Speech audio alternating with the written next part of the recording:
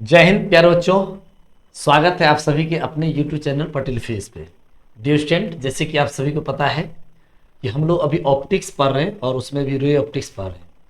और ray optics में भी बच्चों अभी हम लोग प्रिज्म के बारे में पढ़ रहे हैं कि प्रिज्म में सबसे पहले हम लोग इससे पहले वाला क्लास में देखे कि प्रिज्म क्या होता है। और प्रिज्म में हम दो फॉर्मूला का डेरिवेशन किए, जिसमें हम पढ़े थे एक ए बराबर R1 प्लस R2, यानी एंगल ऑफ द प्रिज्म की फॉर्मूला होता है R1 प्लस R2, और एक होता है I प्लस ई बराबर ए प्लस डेल्टा। जो बच्चे प्रिज्म के बारे में अगर नहीं जानते हैं तो इससे पहले वाला वीडियो जरूर देख लेंगे, उसके बाद इसको आप देखेंगे तो काफ़ी आपको बेनिफिट मिलने वाला है। जी बच्चों, आज की जो क्लास है प्रिज्म से रिलेटेड, ये आप लोगों को 2024 के लिए बहुत ही इंपॉर्टेंट है, इसीलिए आप लोग जरूर इससे ध्यान से पढ़ेंगे। बिल्कुल पूरे बिना स्किप किए हुए इस वीडियो को देखना है, नहीं तो 2024 में आप लोग बहुत पछताएंगे, क्योंकि ये मोस्ट इंपोर्टेंट क्वेश्चन होता है प्रिज्म से रिलेटेड। तो अब इसे क्या होता है जैसे जानिए कि नहीं, यहाँ पर लिख भी दिए आप लोग, ये मोस्ट इंपोर्टेंट थ्योरी है आप लोग 2024 बिहार बोर्ड के लिए, और इसीलिए रट लियो, नहीं तो बहुत पछताओगे कि नहीं। आप रट लीजिए, नहीं तो निश्चित आप पछताएंगे। ये क्वेश्चन आने की बहुत चांस होता है, ये पूछा हुआ भी है, आपको क्वेश्चन बैंक में भी उसे मिल ही जाएगा। डियर स्टूडेंट, प्रिज्म में आज हम लोग को क्या पढ़ना है जैसे जानो, प्रिज्म में पढ़ना है इन द प्रिज्म हमें दो फॉर्मूला का डेरिवेशन पढ़ना है बच्चों।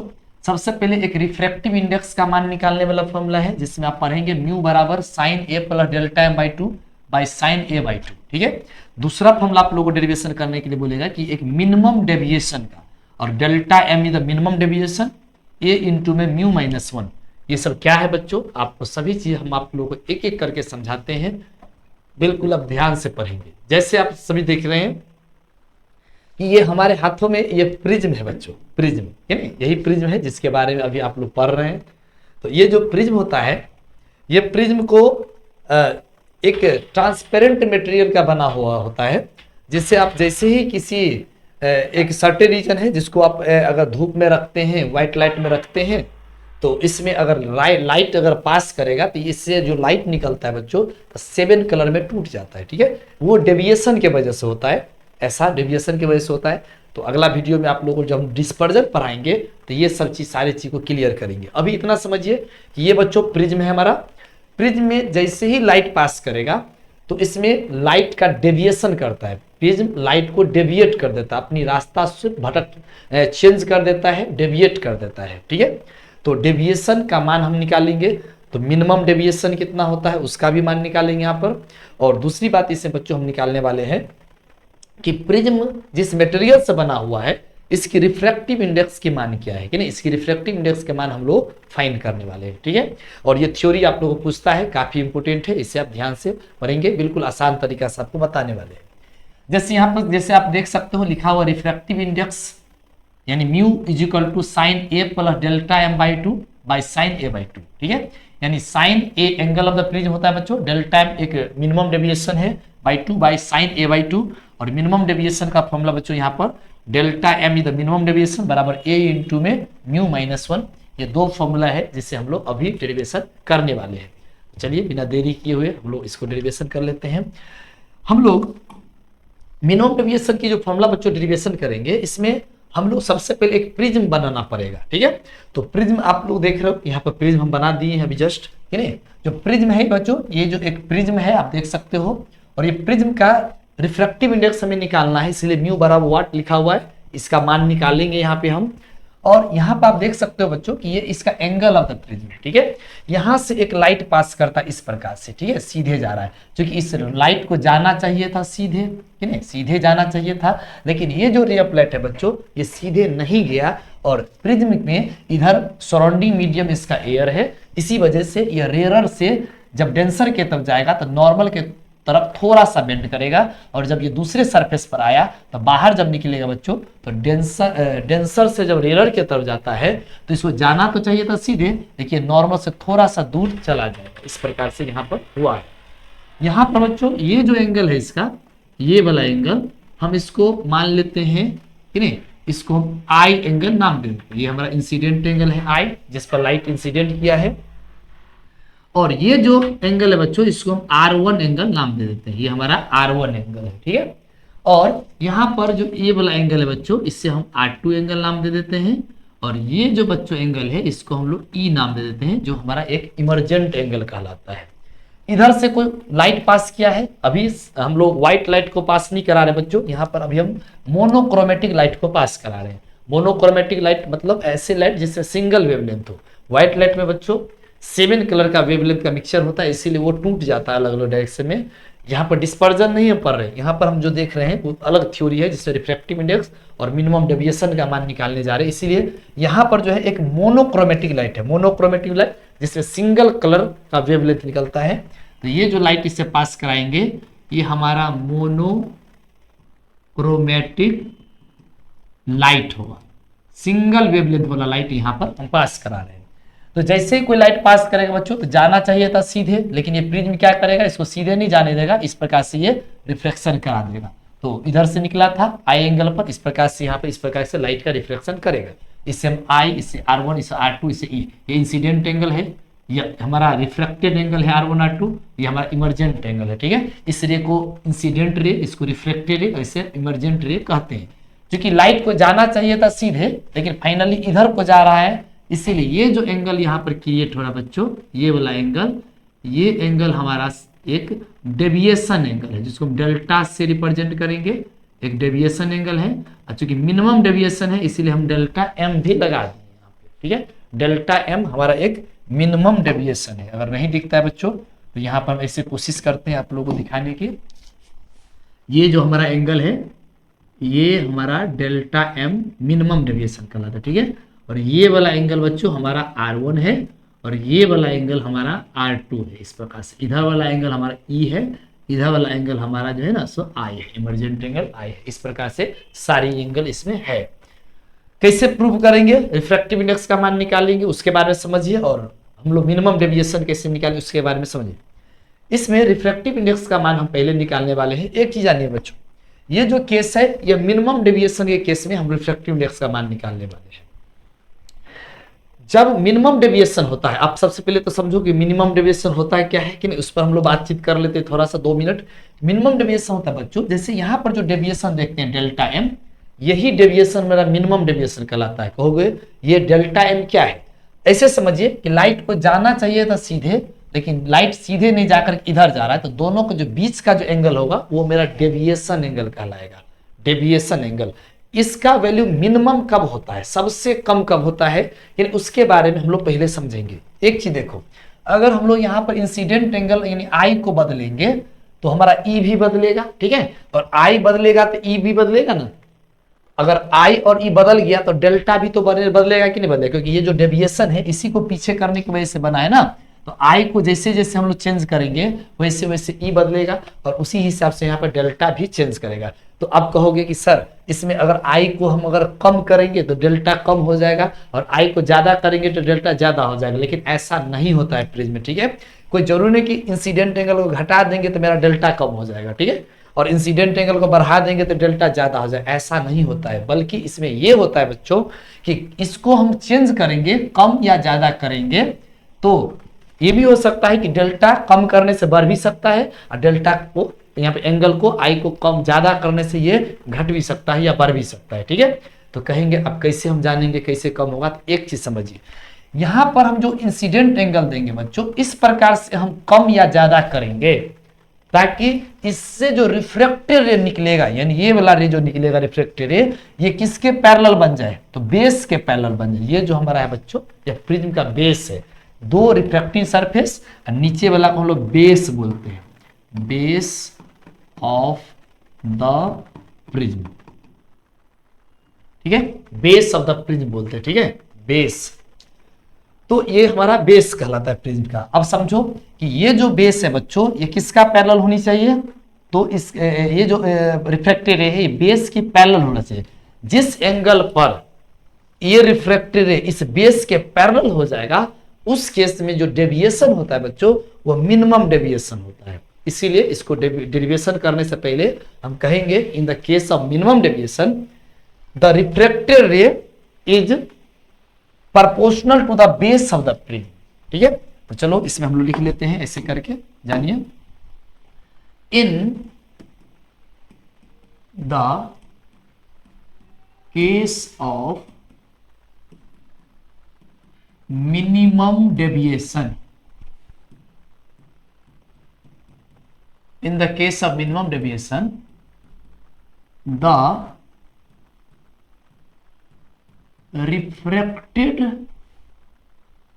ray is parallel to the base of the prism, ठीक है, यानी रिफ्लेक्टेड रे बेस के पैरेलल हो जाएगा। अब आप बताओ कि अगर ये दोनों रे ऑफ लाइट पैरेलल हो जाएगा, उस केस में इंसिडेंट एंगल यानी आई और इमर्जेंट एंगल ई दोनों आपस में क्या हो जाएगा, बराबर हो जाएगा, ठीक है। इसीलिए हम कह सकते हैं यहां पर कि इंसिडेंट एंगल और इमर्जेंट एंगल दोनों आपस में क्या हो जाएगा बच्चों, तो बराबर हो जाएगा, ठीक है। ये कब हुआ इससे बराबर, जब ये दोनों पैरेलल हो जाएगा तो आई किसके बराबर, ई के बराबर हो जाएगा। यानी ऐसे समझ लो कि आई और ई आपस में बराबर हो जाएगा। अब आई और ई के बराबर हो जाएगा तो लिखेंगे वी नो डेट। बिल्कुल ध्यान से देखेंगे आप लोग, इतना आसानी से इसको हम समझाते हैं। आप लोग पूरे वीडियो को देखेंगे तब आप लोगों को पता चलेगा कि बिल्कुल आसान है थ्योरी को प्रूव करना। 5 नंबर का थ्योरी आता है जिससे हम इजीली वे में आप लोगों को हम समझाने जा रहे हैं। अब जैसे देखो आई किसके बराबर हो जाएगा बच्चों, ई के बराबर।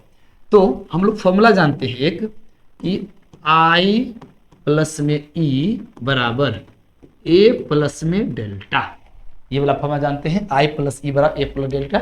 यही फॉर्मूला हम पिछला क्लास में प्रूव किए हैं, आप देख सकते हो उसको। तो आई प्लस ई बराबर ए प्लस डेल्टा, ठीक है, ये फॉर्मूला है। आई है इंसिडेंट एंगल, ई है इमर्जेंट एंगल, ए है angle of the plane, delta है उसकी डेविएशन एंगल, ठीक है। अगर बच्चों मिनिमम डेविएशन करेगा तो उस केस में आई और ई आपस में हो जाएगा बराबर। तो आई और ई बराबर है तो हम यहां पे लिख सकते हैं आई प्लस आई, ई की जगह पर आई दे दिए, is equal to A plus में डेल्टा एम। डेल्टा को हम बोलेंगे delta M, I plus A plus delta M, और आई आई मिल जाएगा तो बन जाएगा 2i।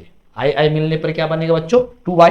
तो आप देखिए यहाँ पर समझते हैं हम लोग आगे। यहाँ पर हो जाएगा बच्चों 2i बराबर a प्लस में डेल्टा एम, क्योंकि मिनिमम डेविएशन के केस में ये बना है ना ऐसा। So i is calculated here a plus delta M by 2, ये हमारा इंसिडेंट एंगल बनेगा, ठीक है। i इज इंसिडेंट एंगल बराबर a plus delta M by 2। इससे हम लोग लिख लेते हैं, इसका जरूरत पड़ेगा, और इसको हम लोग ऐसे मान लो बच्चों कि इसको इक्वेशन हम फर्स्ट मान लेते हैं, ठीक है। चलिए आई का मान निकला, चलो अब आर का मान निकालते हैं। फिर से समझिए नाउ। अब देखो थोड़ा सा डायग्राम में बच्चों, डायग्राम को हम लोग दिखाते हैं।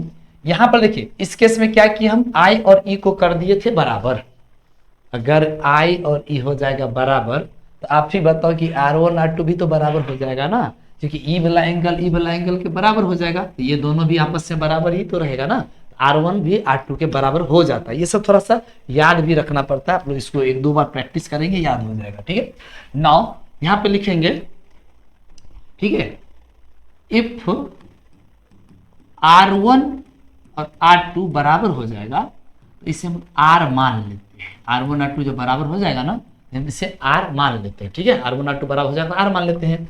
तो इसीलिए हम लोग फिर से जानेंगे, यहां पर लिखेंगे वी नो डैट, ठीक है। हम लिखने वाले हैं बच्चों कि A बराबर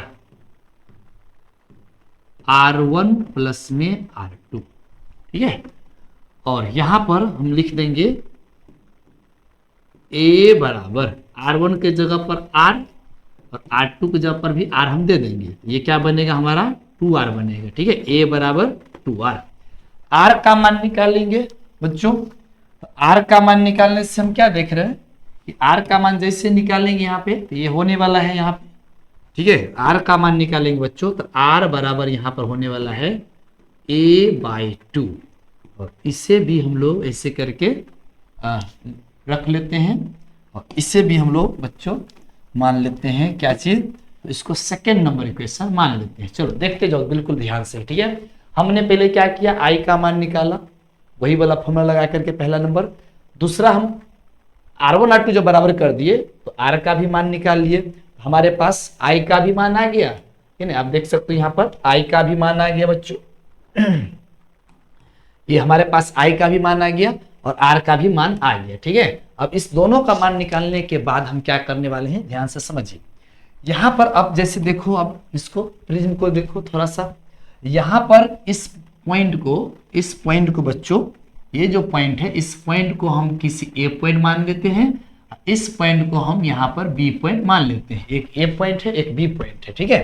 तो ए पॉइंट पर हम स्नेल्स का लॉ लगा देते हैं। आप लोग भी जानते हैं स्नेल्स का लॉ, चूंकि सराउंडिंग मीडियम एयर है, एयर का रिफ्लेक्टिवनेस 1 होता है, इंसिडेंट एंगल I है, रिफ्लेक्टेड एंगल इसका R1 है, ठीक है, जो कि R1 R2 बराबर है, जो कि R के बराबर है। तो फॉर्मूला क्या बनेगा, बाहरी मीडियम के लिए 1 इंटू में साइन I बराबर इसके लिए म्यू इंटू में साइन R1, जो कि R1 R के बराबर है, ठीक है।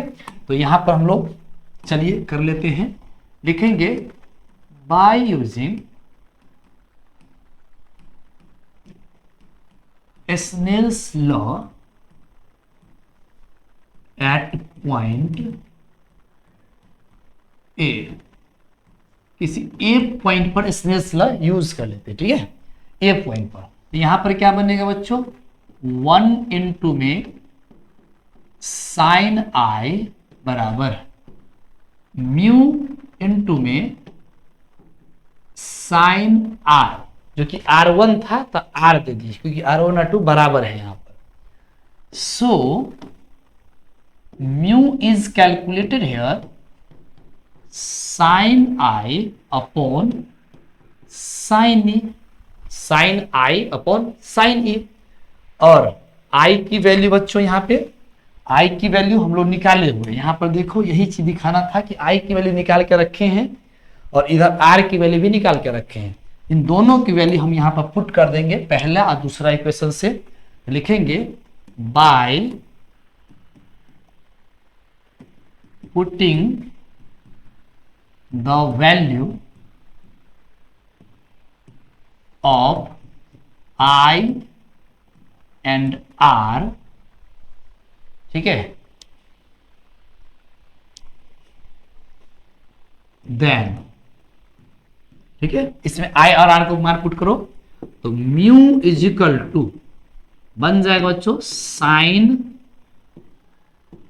A plus delta M by 2 divided by sine A by 2।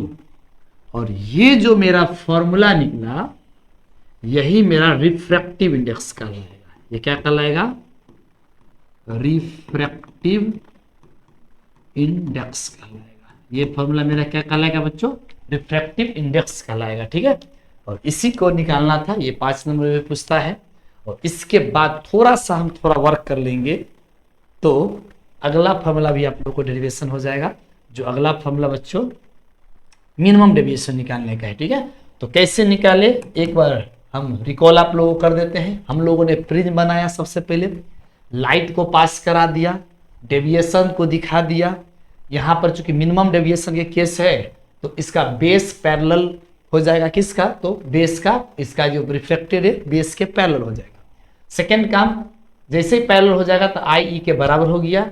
इस फॉर्मूला का यूज करके हमने I का मान निकाला, फिर से R1 R2 बराबर कर दिए, फिर R का मान निकाल लिए। दोनों निकालने के बाद स्नेल्स लॉ लगा करके यही वाला फॉर्मूला हम इसमें पुट कर दिए और इस प्रकार से हमें रिफ्रैक्टिव इंडेक्स का मान निकल गया, जो कि 5 नंबर के क्वेश्चन हम लोगों ने देख लिया, जो कि पूछा हुआ है 12th में। अब जो है बच्चों हम लोग जानेंगे इसमें म्यू का मान कैसे निकालते हैं, समझिए डेविएशन की मान कैसे निकालते हैं, मिनिमम डेविएशन, उसको समझिए।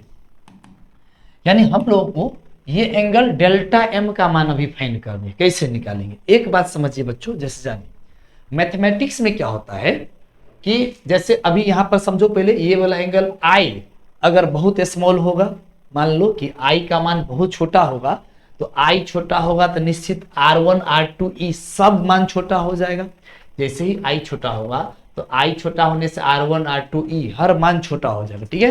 तो यहाँ पर जो हम लोग स्नेल्स का लॉ यूज किए बच्चों, इसको डेरिवेशन करने से पहले जो स्नेल्स का लॉ यूज किए हैं, यहाँ पर आप देख सकते हो स्नेल्स का जो लॉ यूज किए हैं बच्चों, ये वाला स्नेल्स लॉ, यहाँ पर म्यू बराबर एक वैल्यू आया है हमें साइन आई बट्टा साइन ई आया है, ठीक है। सॉरी यहाँ पे एक चीज देखो, ये आर है बच्चों, चूंकि यहाँ पर लिखा गया है एक्चुअली ये आर है, ठीक है।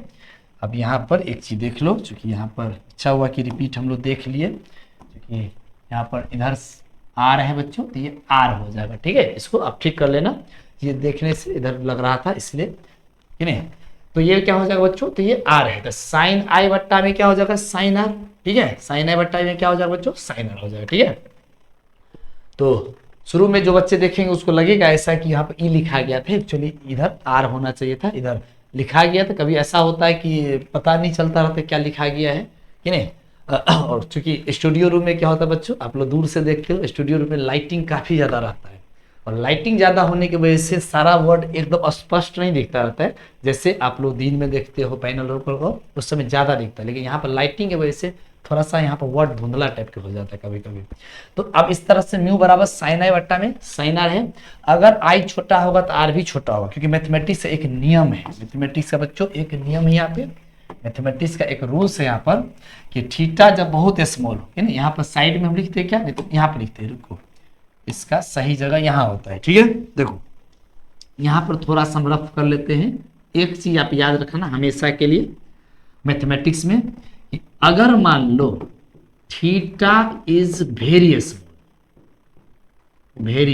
थीटा अगर बच्चों बहुत छोटा होगा, थीटा का मान अगर क्या होगा बहुत छोटा, ठीक है, उस केस में थीटा का मान बहुत छोटा होगा, उस केस में थीटा लगभग बराबर हो जाता है हमारा साइन थीटा का, और ये साइन थीटा लगभग बराबर हो जाता है बच्चों टेन थीटा का, ठीक है। ये याद रखना कि थीटा छोटा होने की वजह से theta sine theta tan theta ये तीनों आपस में बराबर हो जाता है, जैसे जीरो साइन जीरो और टेन जीरो तीनों आपस में बराबर। उसी प्रकार से ये हमेशा काम नहीं देगा, जब स्मॉल होगा उस केस में काम देगा।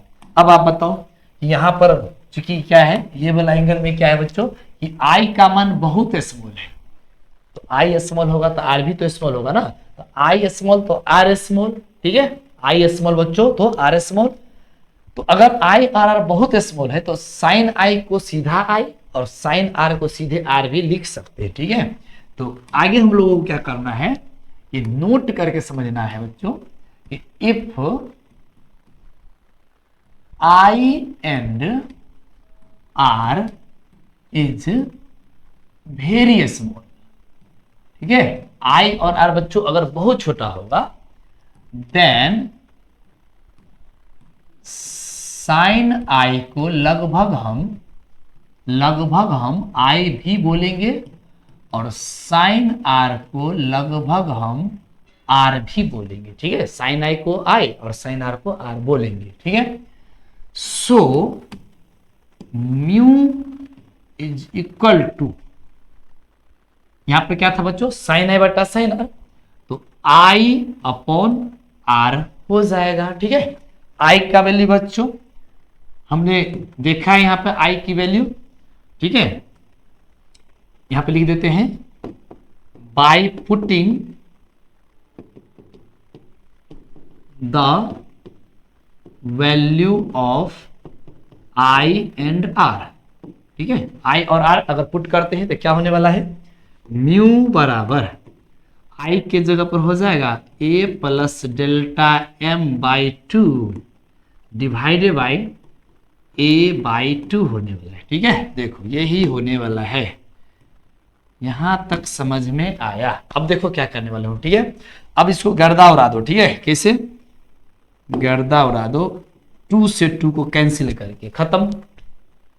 क्या अब क्या बच गया, ए प्लस डेल्टा एम, नीचे क्या बचा बच्चों, तो ए बचा।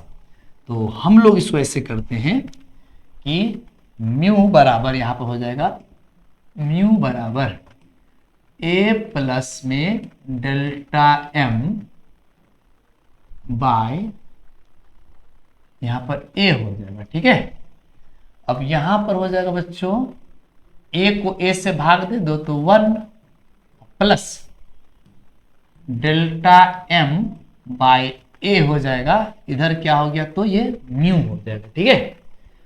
हम लोग यहां से निकालने वाले हैं डेल्टा m बाई ए बराबर म्यू माइनस में 1, ठीक है, 1 को इधर कर देंगे। So delta m is calculated here, ये इधर चला जाएगा, म्यू माइनस में 1 and this is the minimum deviation, इसे हम लोग मिनिमम डेविएशन, मिनिमम डेविएशन बोलेंगे, ये हमारा बच्चों मिनिमम डेविएशन कहलाएगा, ठीक है। इस तरह से हम लोगों ने मिनिमम डेविएशन का भी कैलकुलेशन कर लिया। तो आप लोगों ने देखा कि ये जो वीडियो था बच्चों 5 नंबर के क्वेश्चन था, और देखते ही देखते हम लोगों ने बिल्कुल आसान तरीका से रिफ्रैक्टिव इंडेक्स का भी मान निकाले और मिनिमम डेविएशन का भी मान निकाले। तो आई होप ये वीडियो आप लोगों को बहुत ही अच्छा लगा होगा और बहुत ही आप लोगों को यूजफुल है बच्चों। तो आप लोग इसी प्रकार के आगे भी वीडियो आप लोग अपलोड करेंगे, और 1 नवंबर से आप लोग बच्चों फिजिक्स का महा मैराथन क्रैश कोर्स स्टार्ट होने वाला है।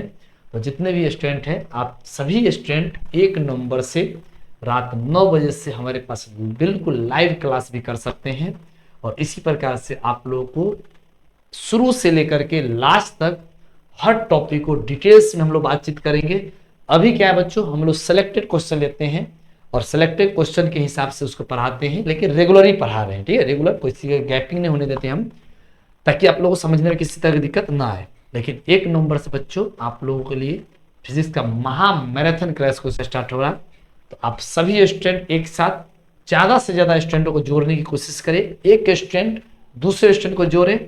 और ये जो हमारा मिशन है बच्चों, आप सभी प्यारे स्टूडेंटों के लिए, कि इस बिहार बोर्ड 2024 में कोई भी बच्चा ऐसा ना हो जिस स्टूडेंट को अगर हमारे रहते हुए जो है सो फिजिक्स का सिलेबस छूटे या उसे किसी प्रकार की दिक्कत हो। अगर कोई भी स्टूडेंट पढ़े हैं, नहीं पढ़े, अगर आप बहुत कहीं पर पढ़े हुए हैं, फिर भी आप हमसे पढ़ के देखिए, आपको हर टॉपिक हम आपको याद करा देंगे, और बीच में आपका साथ बिल्कुल नहीं छोड़ेंगे।